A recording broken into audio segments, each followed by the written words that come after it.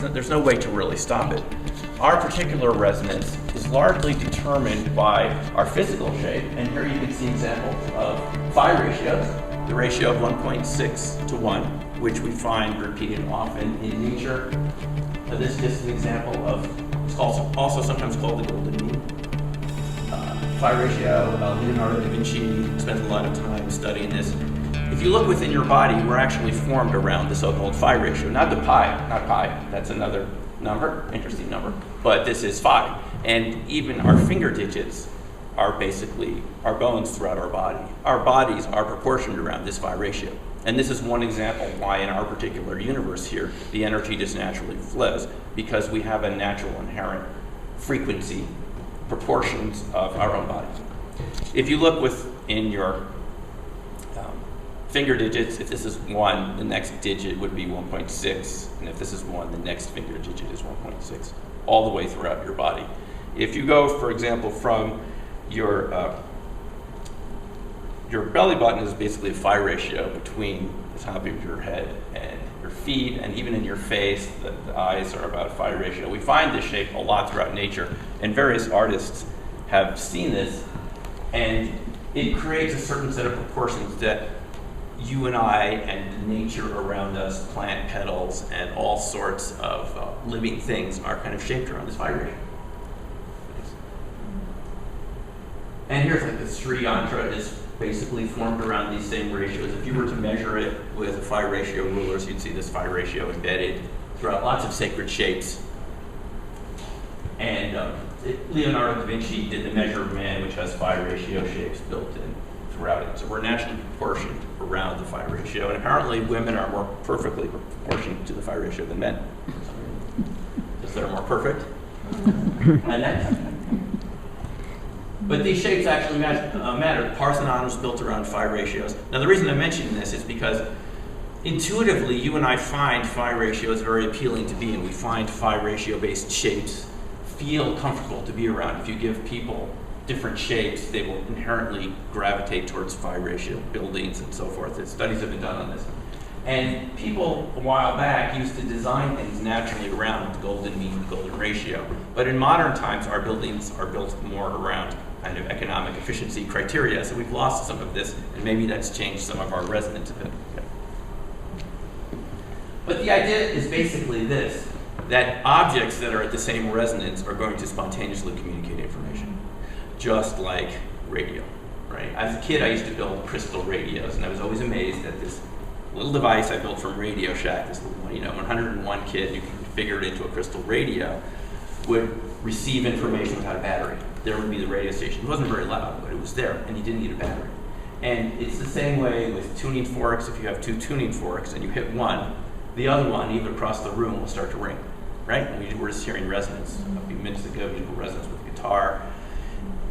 Resonance is a fundamental scientific principle, and it explains how energy propagates and how we hear sound and how light moves and all types of energy and so forth. But the main point is that once you identify the frequency of something in some way, I'm not saying logically identify the frequency of your radio station. If you identify the frequency in some way, you will spontaneously get the information from this. And you've all had some sort of experience with this when a loved one has been in trouble, or you just have the feeling to call somebody or something and there was a good reason to do it. That's because you are resonating with that partner or family member or so forth, because you have a bond and you naturally, spontaneously share that information. I'm sure you either had that experience or know people who've had that, where you just had a feeling to call and there was an emergency going on. Now, as Timothy was just saying, because we're coming in here in this situation where people are in distress right around us, that we know we're going to be getting lots of signals and resonance. And it can be a little challenging to focus a little bit because you're connected to a lot of people. Just as an example, I had this feeling to go visit a condo I used to live in North 28th Street, and Ira and I ran into, I went up there Thursday night and was just shocked by the devastation. And we went up there, and a friend, we were able to talk to him, a guy I've known a long time. And it was just kind of this feeling I needed to go up there, but there was this person I knew who was really good to talk to him and, give him my phone number if he needed help and so forth. So this is kind of intuitive examples of our intuition that we've all had. The RV procedure that was developed with Stanford Research Institute And all these other phenomena you and I have been surrounded by that we've been labeled as psychic phenomena. You know, ESP, telepathy, telekinesis, paranormal, yeah, paranormal. It's all just resonance. If you want to give it the label paranormal, you can, but that's just a way of avoiding what it is. It's actually normal. It's paranormal from the point of view of our formal institutions because they want to keep the resonance going in one way. It's just what institutions do. It's not because they're bad. Just institutions like continuity. And they keep it focused, and especially our Western society wants it focused in a certain way with what we've been brought up with. But this is kind of a juncture from that. It doesn't quite fit in. Of course, we know from quantum mechanics that everything is kind of a seamless wave, the waves of energy at a quantum level. So this kind of idea is already built in there. It's just how does it trickle up to our level of reality, something that hasn't been completely fleshed out yet. But it isn't really power to anything. It's actually, let's just save the questions to the end because we will just keep your question in mind. So next slide. So this is so you're all familiar with resonance, with music, and so forth. By the way, Ira's the one who did the graphics here. I still love looking at these. They're excellent. But this is the Newtonian mechanistic Cartesian paradigm we've grown up with in school. Says it's all like gears, and there has to be this direct line of causation, right? And A has to go before B to go to C, and it's a very mechanistic view of the universe. But you know, when you apply this mechanistic model to medicine and to energy and to lots of other aspects of nature, it doesn't work very well. You know, you and I, we're not machines. You could look at our body that way, the different organs and what do they do, but you know, to feel, when you're healthy, you can't describe that from a mechanistic point of view. There's really no way to describe that from that point of view. Or when you're feeling happy, or whatever you're feeling, it doesn't fit with any mechanistic paradigm. But this paradigm was very popular, you know, in the Renaissance periods and later on when it came about. And there's something about it that our mind likes, and it's very powerful. You can get people to the moon with it. But it will never describe free energy. It will never describe the e-catalytic engine that you might have heard about. It doesn't describe these nuclear and subnuclear processes that are really increasingly having an impact on our world. And it doesn't describe remote viewing or any of the phenomena that we're talking about here. So this paradigm, while it's very powerful, and it's not inherently good or bad, it just has limits. It's a powerful paradigm, but it's a limited paradigm. It only works at a certain level of reality, as Einstein was able to show, that this is a subset, and that at a broader scale, there's much more going on. Okay, next. And so here's where it gets interesting. And this is one of my favorite is that what we perceive as reality is a tiny fraction of what's going on around us, a really small fraction. And there's some books that have come out recently, Incognito by David Eagleman and others, I mean, just a couple months old, where they're we didn't have some of these books when we were working on this Opening Minds back in 2000. But basically, we get about 40 million bits of information into our mind every second, into our brain physically, from our senses. We're only aware of 16 bits of that, which is less than 0.001%. And this is why you could be in circumstances and get a gut feeling about something, but you don't have any empirical verification. It's because you've sensed something's happened. You know, it could be a reaction to a person, a situation, and you have a gut feeling. The reason you get that is because the gut, there's more neurons in your digestive tract than in your brain. Read David Gershon's book, The Second Brain. It's a different type of neuron. The gut thinks. Our whole body thinks. This is the point. Our heart it processes information. You know, we've been focused on the brain, but the brain only has a little bit of information there. The rest of it's in our undermined, as some people like to call it. I don't like to call it the subconscious because it almost seems like it's something down there in the basement. But it's not in the basement. It's right here. I maybe call it the paraconscious. It's kind of right next to it. The information is there in your body, in your awareness, but it's not in your conscious mind.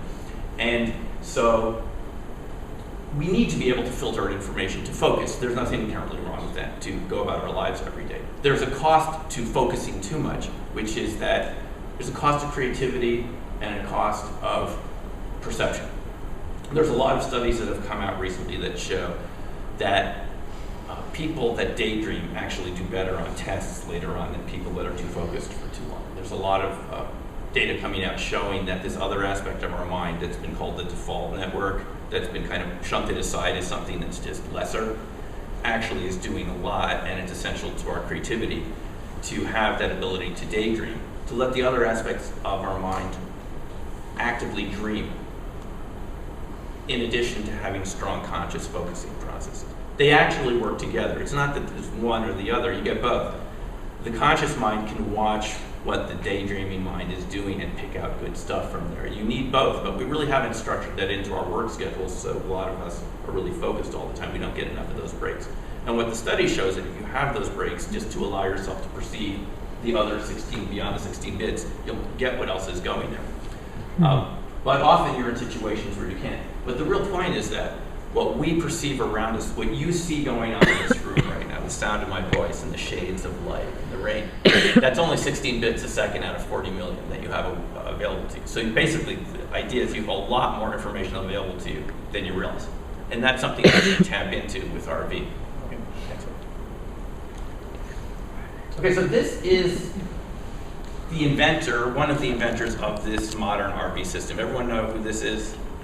This is Ingo Swann. And I met Ingo several times at some of the IRVA conferences, and I fortunately got to meet him just before he passed away in Manhattan last May. Finally got in contact. We had been playing this game, Let's RV Ingo's Location, for about a year, my partner Susan and I. We used to bike around Lower Manhattan, and we'd say, let's just kind of grok where he is. This is the master break. Ingo was hired by Stanford Research with intelligence agency funding, CIA, DIA, and others, to find out how he did it. He was one of the best viewers that people knew at the time. And he originally was able to, in a test in New York City at NYU, affect these thermistors that had been sealed in these canisters, and they had them hooked up to instruments, and they'd say, Ingo, make that one change temperature, and it would go up. Now, Ingo, do this one. He could just, at will, do this. And they got him to Stanford Research Institute, and Hal Puthoff, who I've talked to a couple times, you may be familiar with this story. They had a magnetometer buried in the ground, about a foot underground for some other experiments, and they said, Ingo, put your mind on the magnetometer, and started to wave around. And we'd never do this. It's a highly calibrated instrument. Ingo was a natural psychic. None of us, I will never be like Ingo, probably most of you. This is someone who was, I shouldn't call him special or anything, because when I met him finally met him in May, he said, this is normal. He goes, what's going on out there on the street? What people think is normal, that's subnormal. So he didn't want to call this paranormal or anything else. To him, being able to put your mind at something at a distance and get the information was a natural ability that he could do. He was tested extensively at Stanford Research Institute. And he was the one who was able to break down in his mind what he was doing to teach us a system. Now, it's just one way to access this information. It's a way to get the conscious mind to shut up for a while. I know I have a lot of challenges with that too. Just be quiet for a while and listen. Just listen. You know, we were doing that wonderful little meditation before we started. There's various ways that you can quiet your mind down, but it's really essential to be able to do RV well, to separate the signal from the noise. Essentially, we would have a distant target. When Ingo started, there wasn't paper targets. They would give him, they started out with objects in boxes, and he got really bored with that. So he said, you know, this is trivializing my abilities. If you want to know what's in the box, open the box. I can put my mind anywhere in the universe. So they said, well, what are we going to do? And apparently he was floating around his pool one night in this apartment they'd rented for him, and he heard this voice come in at 45 degrees from the right. It said tri-coordinates. Said what? Tri-coordinates. And they didn't, and geographic coordinates, you know, longitude and latitude. And they thought, it's never going to work. He was about to get on the plane to go back to New York. And they said, okay, we'll try it. Well, it worked. They got out they went to the bookstore, got a huge atlas, you know, and they got very archaic locations and very specific places where you wouldn't know if I gave you the longitude and latitude, and he was able to nail it every time. Not every time, but, you know, enough to show that it worked. Very specific details. I mean, this map was good enough, sometimes they had to get photographed to see if he was right, but he'd always be right in the end. So they found it worked with coordinates, and after that they realized it could be really anything that you could assign numbers to. The viewer could see where it was in their mind. in essence, Ingo created what's called the CRV system. I'm not a big guy on systems. This is just one person who created a system that a lot of us learn from, but it's just tapping into that ability. And what that ability is learning to listen to very subtle signals in your awareness. This is a controlled process because basically the viewer is told to sit down, get in your seat, calm down, and describe what you perceive at the target location.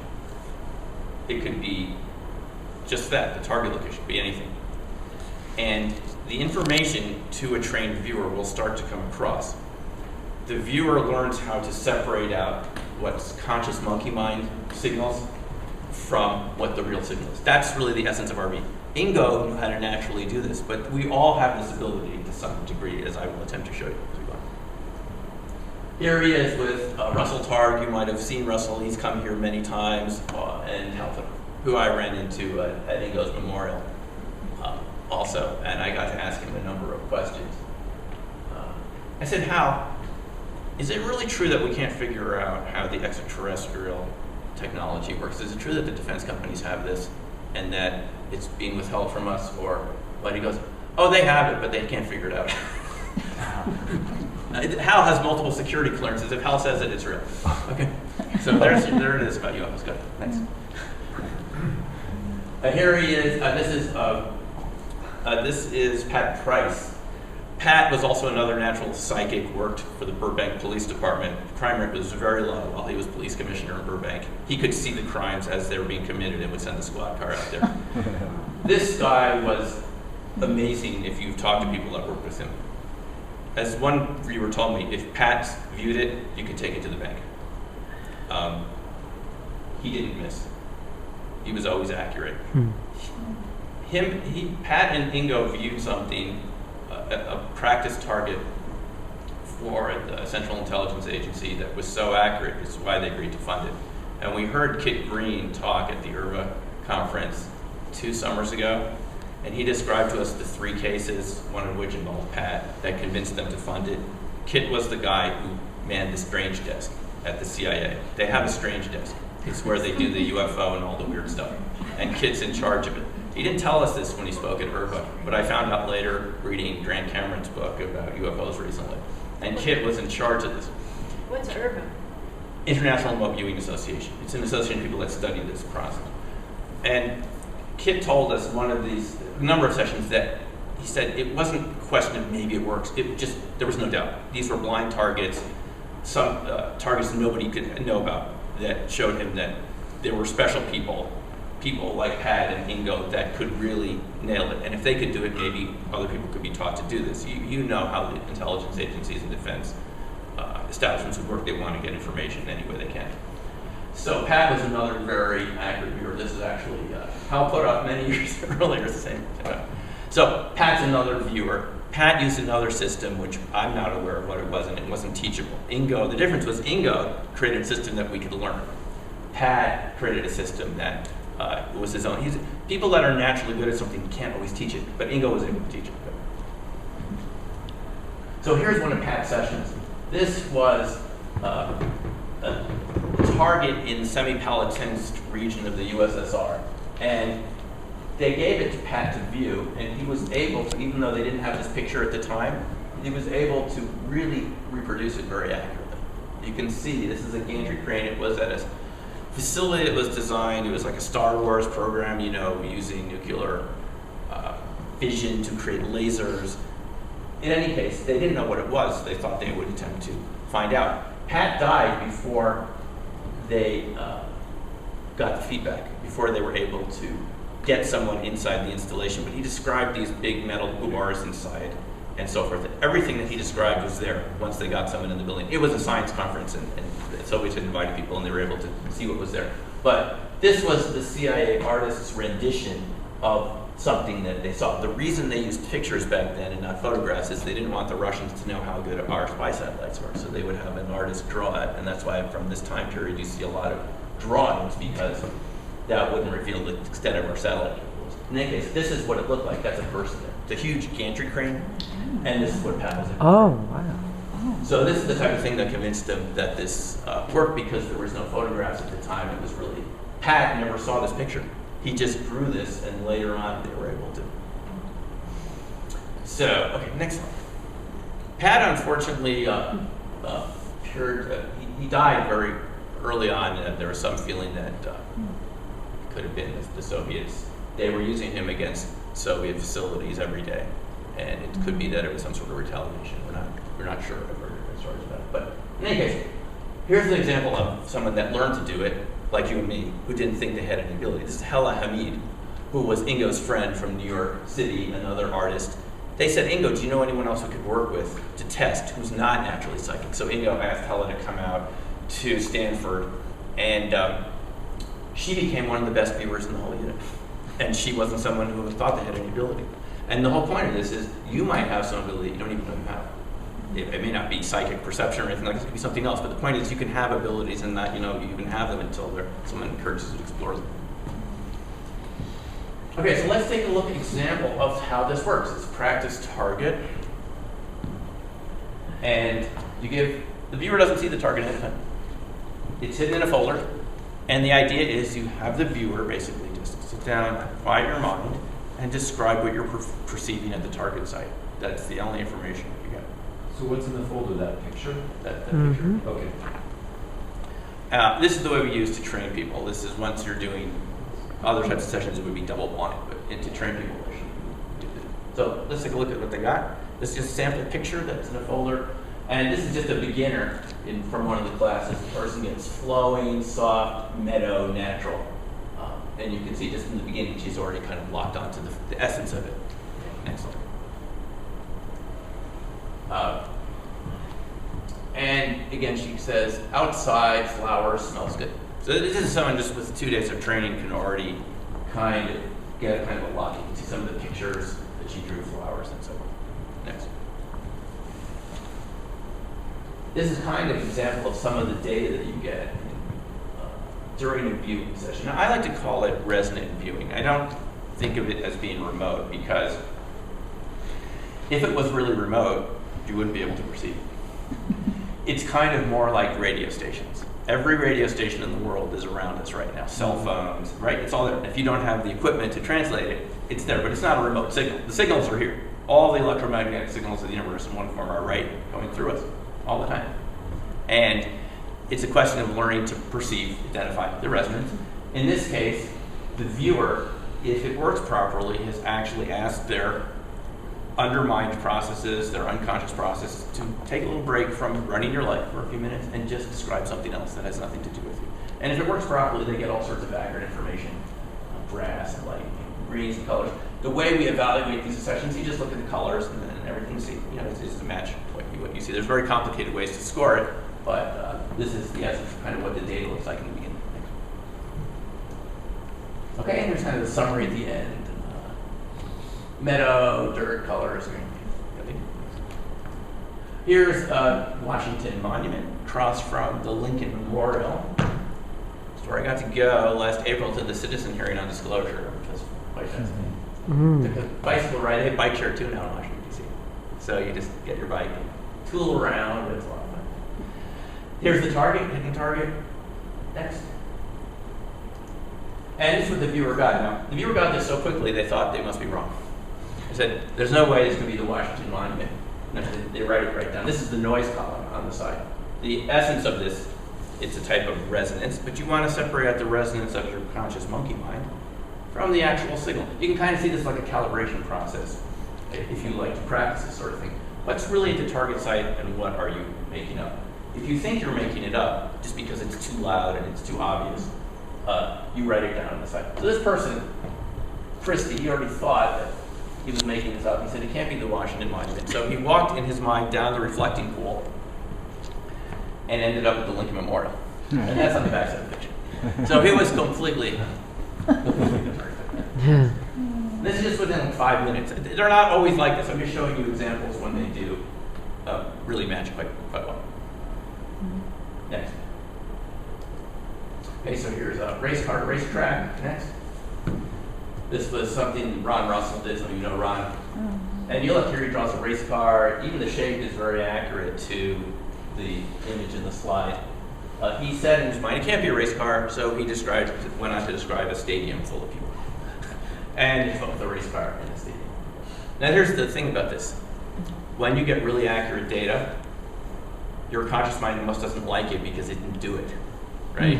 It's saying, I didn't do this, so I'm going to put it down. And this is why you put down the best sessions that you do. You think, oh, it can't be done. When you're doing the session, you don't know if it's right or not. You have no clue whether you're completely making this up. It doesn't matter because every session where you learn something is a good session, just like life. But the point is that you don't know if it's correct or not. You just are following the instructions, and you will often, when you get accurate data, diss it, right? Because your conscious mind says, I didn't do that, so it can't be. It's a fascinating learning process to see how your mind really works. Okay, here's the White House. And notice the fountain here. Okay, next. And here's kind of looks like the White House, and it says fountain. It's even in the right place. So we know that the viewer really locked on. Even sometimes when people view targets, they don't come in from the same angle. They come in from a different point of view. In this case, he got something that I can identify as pretty closely to something that looks like the White House. He didn't say it's a powerful big building, you know, it's something to do with, I can't quite read it with this resolution, but you know, majestic and so forth. Next. Now, this is the interesting thing about the previous session, by the way. It wasn't the right target. It was the next target in the pile. I had a pile of targets. He actually viewed that one. And this happens sometimes because the viewer looks at the target in the folders. Their mind says, that's boring. I'm going to view this one. It's called displacement. It's not supposed to. You're supposed to train the person to view what. If you viewed whatever was interesting, you'd never focus. This is part of the process. We learned this from all the research that's done. Okay, here's one of the Saturn V launches. Next, Cape Canaveral. And the person gets a rocket. This phase 3 is one stage where you draw. It's a kind of tea ceremony with 2 women on either side. Next. And there's kind of the shape. See, higher and then something in the middle, and the person goes on. It's just interesting how they were able to show kind of 2 shapes with something happening in the center. Each viewer will describe something differently, and this is what makes it interesting. Is no 2 people are exactly alike. Some people are good at smells, tastes. Next. And she went on to describe some of this activity between people, so it seemed to match pretty well. Next. Neil Armstrong first walk on the moon. Let's see what happens here. Next slide. And let's see. Well, it's another way to write your data in a spiral, if you like. Okay, next. Now this is what we call phase 4. This is a more advanced stage that Ingo came up with later. And in this case, they get burning, launch, waiting before something important is about to happen, preparing for a big event, metal, fabric, anxious, so forth. Milling around, buzz. Okay.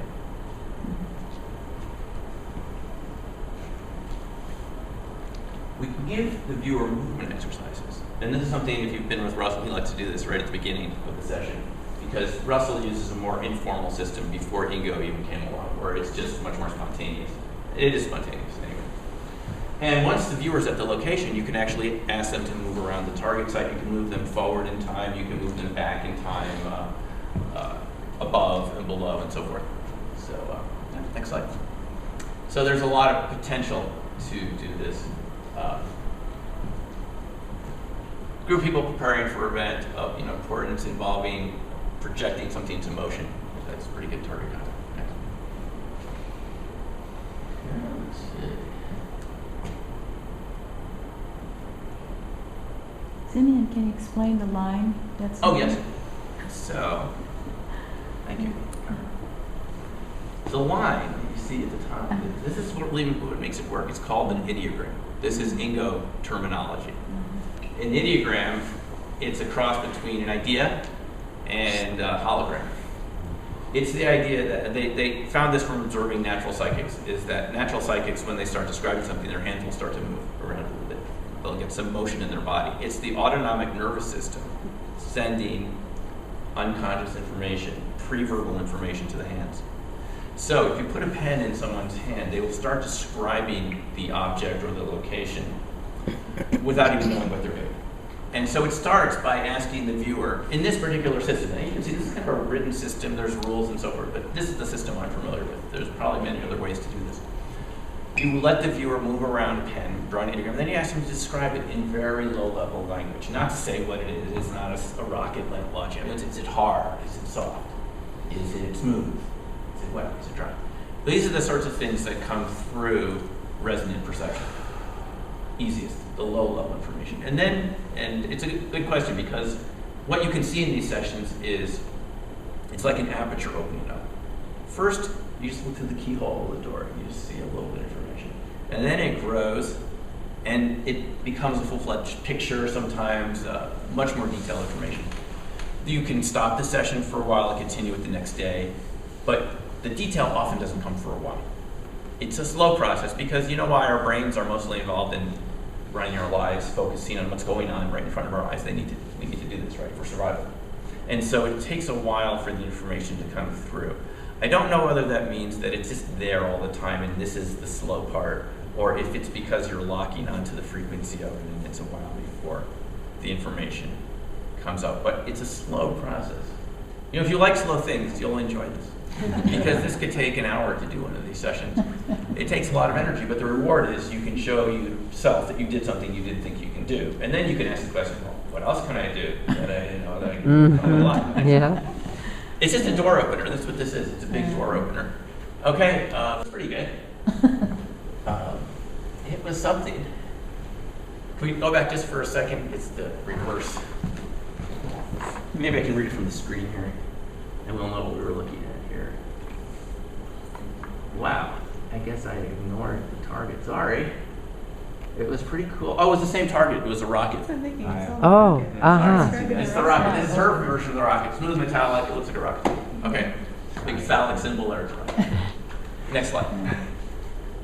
Oh, this is a fascinating session. Leaning Tower of Pisa. I haven't been there personally. Has anyone been there? Yes. Okay. Let's look what the viewer got. Next slide.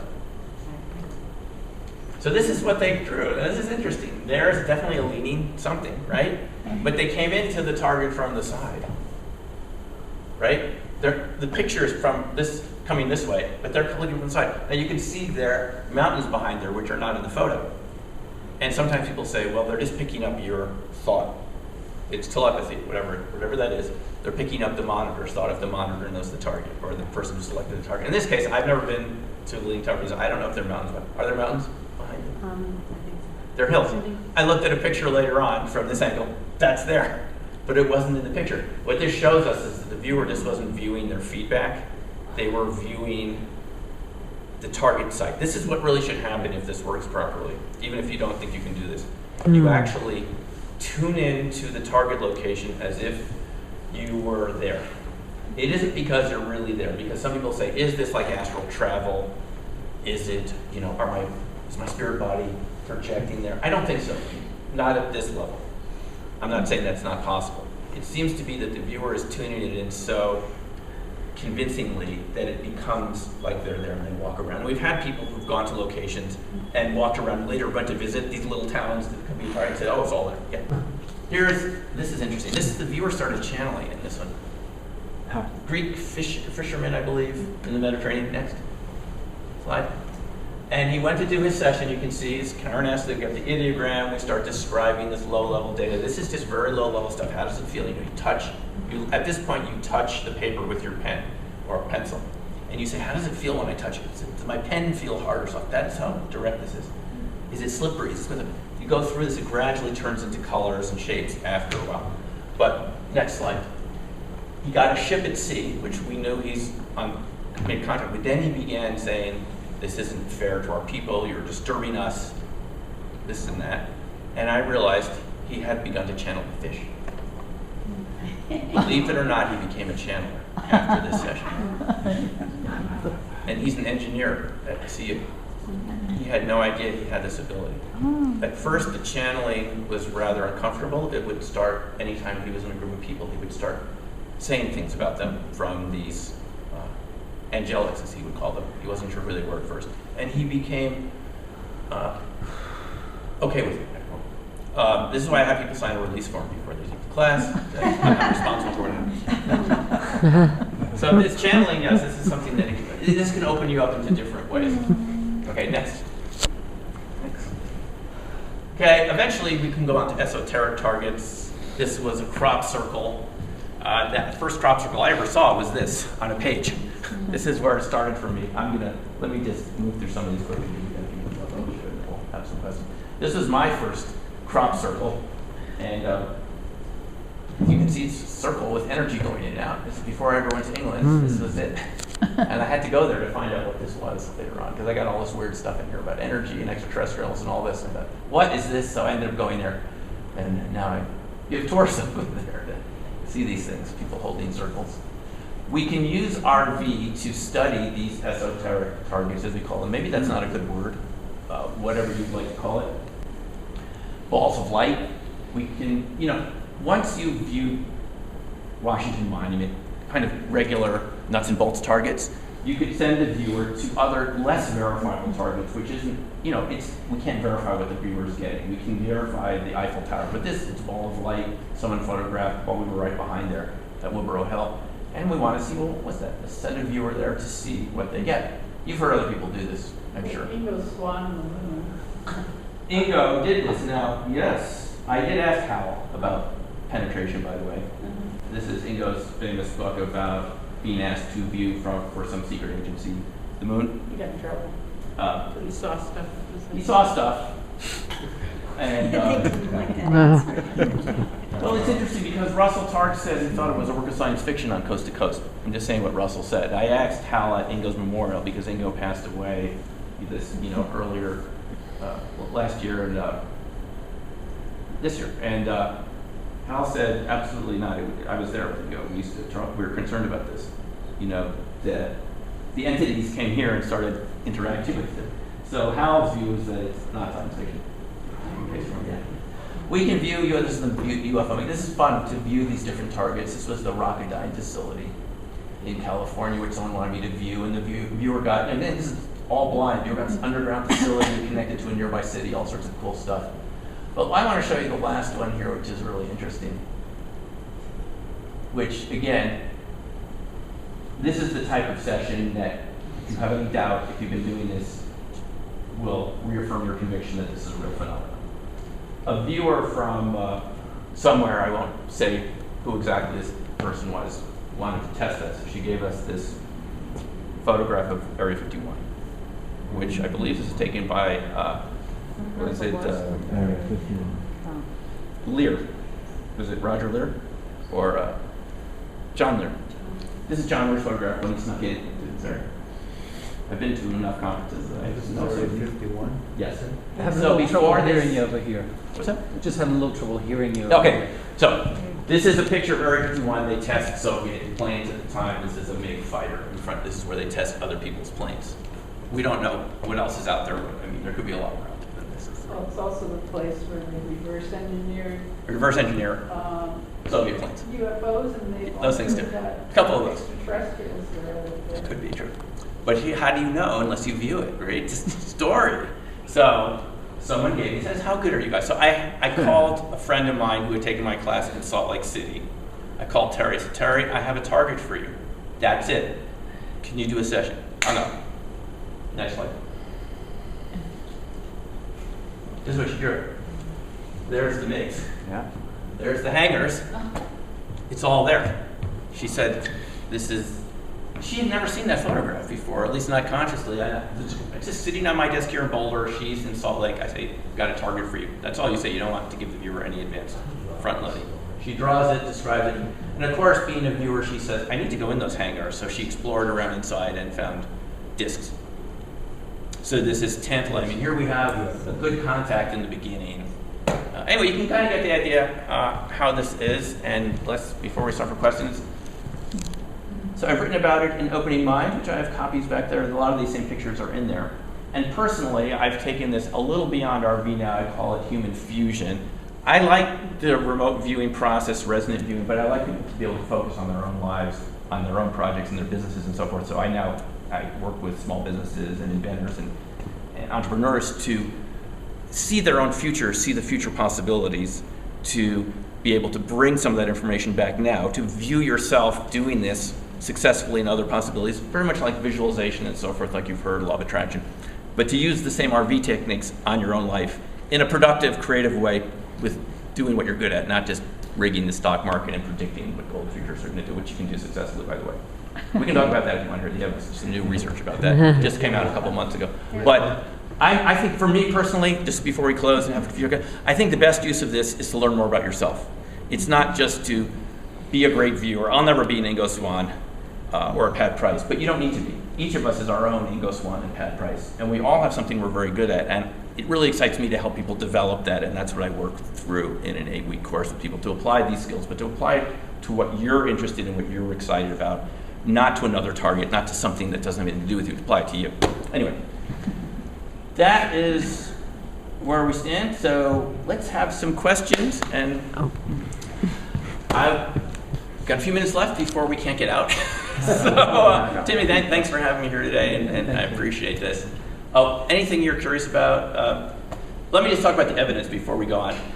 The most convincing evidence I just heard was there was a guy, Greg Kolajic, who showed up at IRVA many times. He was a skeptic. He started doing his own sessions on the stock market, predicting it a week ahead. Not to make money, which people have done, just to see if it worked. He already had a successful job as an engineer. He did a 15-year study and got a hit rate of 65% over 5,000 sessions, which is no way you're going to do that, predicting stocks up or down. 6.5 or 5.5? 65. He made about 150,000 over 12 years, which isn't a lot over a 12-year period, but it showed that you're getting above 50-50, and the statistical significance, which is something we look for to see how reliable, how confident you are, was very high. When I heard him several years ago, he'd only done a few studies, but he's been doing it the whole time. And that's the most recent evidence. I think it was published in one of, which journal it was published in, but the studies show that you get more than you would get from guessing. Some people, obviously, much more than others. But the information you read from it, there's always debunkers for everything. That doesn't mean it's true. The independent study commissioned by the Congress, Jessica Utz from UC Davis did the statistics. She concluded there's a real effect here that can't be explained in any principle we know about. So how do you explain a 10-year-old boy gets a message to stay on the sled and allow himself to get hit by a car? Because we all have to leave at some point. Maybe that was his time to leave. Because what? We all have to die at some point. Maybe that was the right time for him to die. No, I live. Oh, you didn't. Getting hit by You a needed car. to have that experience.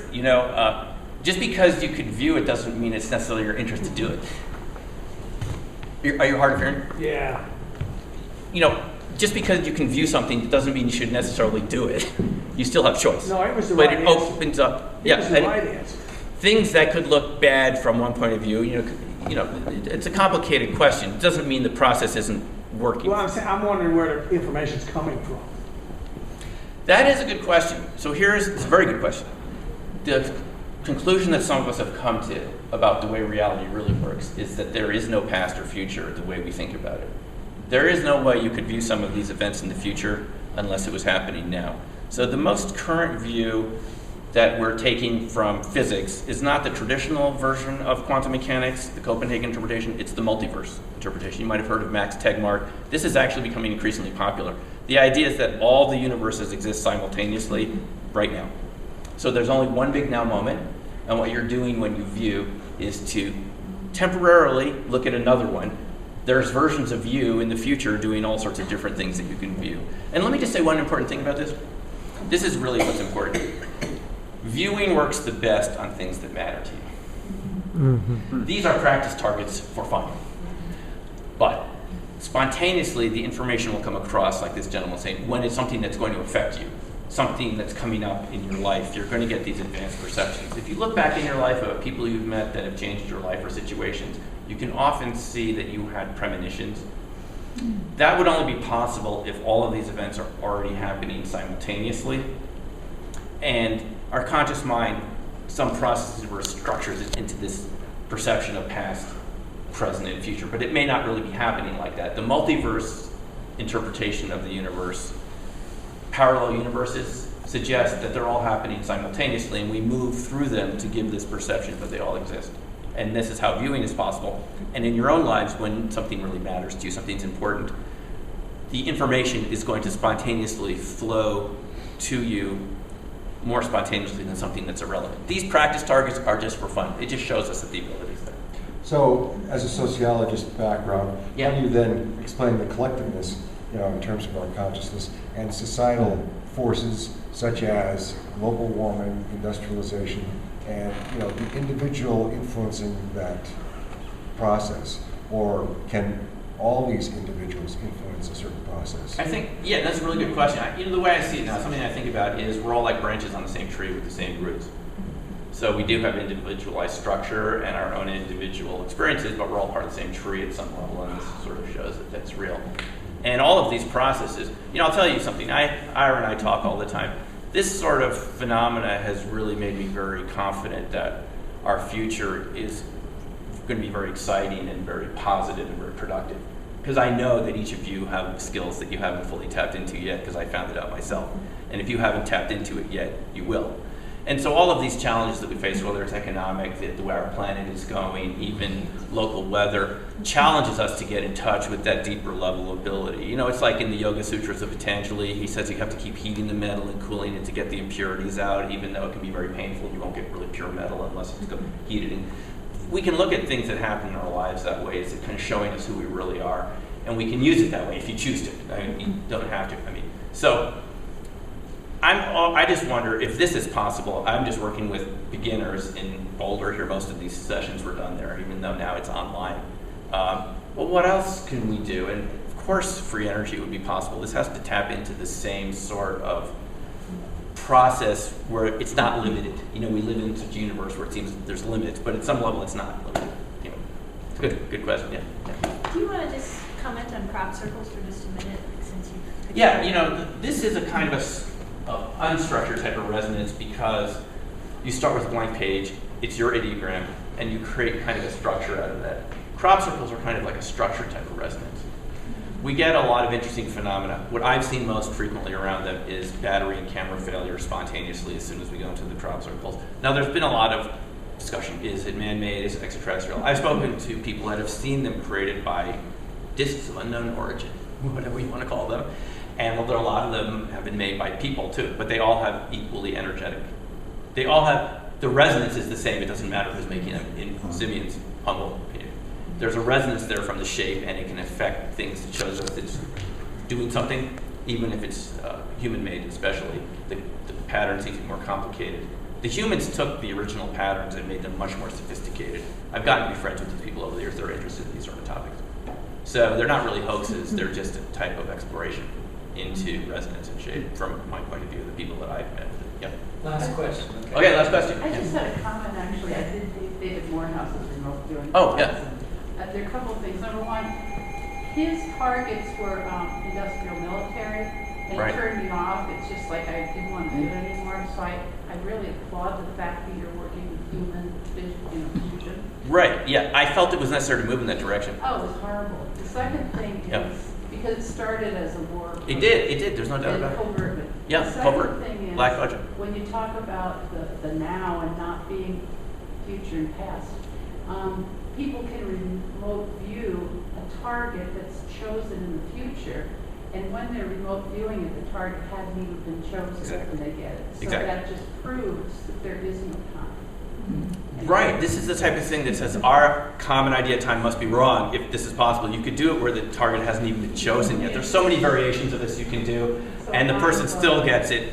And if you're wondering how do you know if they get it, is it just me trying to fit it in? No, you can actually take independent judges and have them match the targets who haven't been in the room, and you can show that the judges can match the targets to the viewer session, and that shows, this is what Jessica Utz did in another meeting, you can show objectively that it matches up much more than it would if it was just random guessing. And these sorts of experiments like you're mentioning show us that our idea of time, it's probably not the way it really works. It's probably simultaneous, but the advantage to us is that you could actually see other possibilities for what you care about, things that you want to work on. And final thing before we close is that it means you can trust a lot of the information. You shouldn't second guess yourself as much as you might do. You can really trust that if you learn to identify within yourself that kind of true source of information. For me, it's usually a very subtle feeling of not quite like a voice, but it's a very subtle type of feeling. I know when I get that feeling, that's the true signal. But for everyone, it's a little different. Some people call it the quiet voice within. That's really what it is for me. In my viewing and in life, I trust that voice. And for each of you, you can find that source. It's another aspect of you that you may not be very familiar with, but it's someone you can get to know. It's actually a very good friend. So, thank you very much.